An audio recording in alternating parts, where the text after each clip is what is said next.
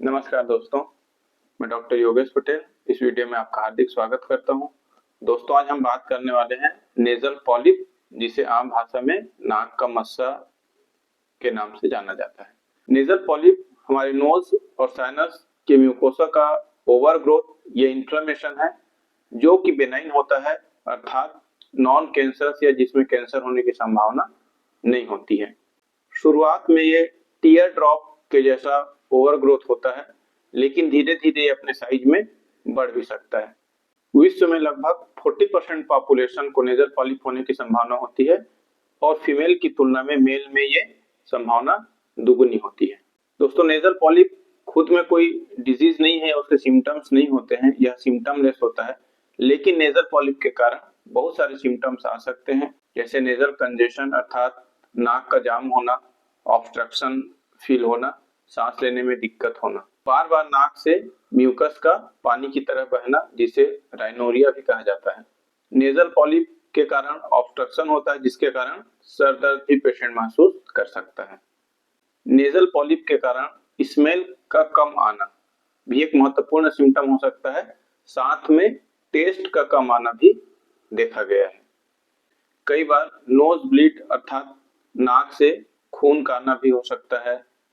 दोस्तों, आप देखे होंगे कि कई लोगों को खर्राटे बहुत आते हैं, तो इसका एक महत्वपूर्ण कारण नेजल पॉलिप भी हो सकता है।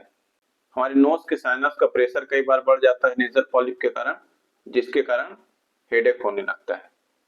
अगर नेजल पॉलिप का साइज बढ़ जाता है तो इसके कारण कई महत्वपूर्ण सिम्टम्स आने लगते हैं, जैसे बार बार अस्थमा का होना, सांस लेने में दिक्कत होना, बार बार साइनोसाइटिस अर्थात साइनस में इंफेक्शन होना, सूजन आना। नेजल पॉलिप के कारण कई बार रात को सोते सोते अचानक सांस लेने में दिक्कत का होना, जिसे स्लीप एपनिया कहा जाता है, ये भी हो सकता है। कई बार लोगों को अस्थमा ना होते हुए भी अस्थमा के जैसे सिम्टम्स आने लगते हैं, सांस लेने में दिक्कत होने लगती है। अब देखते हैं कि किनको नेजल पॉलिप होने की संभावना ज्यादा होती है। पहला हो सकता है अस्थमा। जो पेशेंट अस्थमा से सफर कर रहे होते हैं, उनको नेजल पॉलिप होने की संभावना ज्यादा होती है। एलर्जिक राइनाइटिस अर्थात बार बार एलर्जी के कारण जिनको नाक बहने की शिकायत होती है, बार बार सर्दी होती है, इन लोगों को भी नेजल पॉलिप होने की संभावना ज्यादा होती है। क्रॉनिक साइनोसाइटिस, किसी को पुरानी साइनस की प्रॉब्लम है, साइनस में इन्फ्लेमेशन की प्रॉब्लम है, उनको भी नेजल पॉलिप होने की संभावना बढ़ जाती है। इसके अतिरिक्त हाइपर सेंसिटिविटी की प्रॉब्लम अर्थात कई लोगों को थोड़ा भी जो गंध होता है वो तेज गंध के जैसा महसूस होने लगता है, तो इस तरह के हाइपर सेंसिटिव वाले पेशेंट को भी नेजल पॉलिप होने की संभावना ज्यादा होती है। और लास्ट है जेनेटिक रीजन, जेनेटिक कारण से भी नेजल पॉलिप होने की संभावना बढ़ जाती है।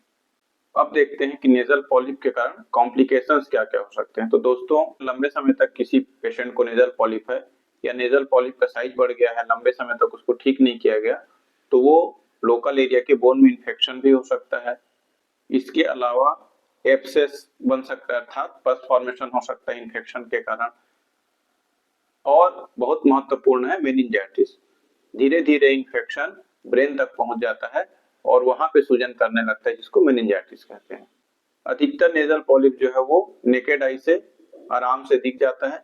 इसके अतिरिक्त सीटी स्कैन और एमआरआई भी ऑप्शन है, जिससे हम नेजल पॉलिप के ग्रोथ का एक्चुअल पता लगा सकते हैं। होम्योपैथी में calcarea carb, sanguinaria, teucrium, calcarea fluor, calcarea phos, silicea, allium cepa, hydrastis जैसी बहुत सारी दवाइयां हैं, जिनके प्रॉपर सेवन से नेजल पॉलिप ठीक हो सकता है। लेकिन दोस्तों, कोई भी होम्योपैथी दवाई किसी अच्छे होम्योपैथिक चिकित्सक के सलाह से ही लें। धन्यवाद।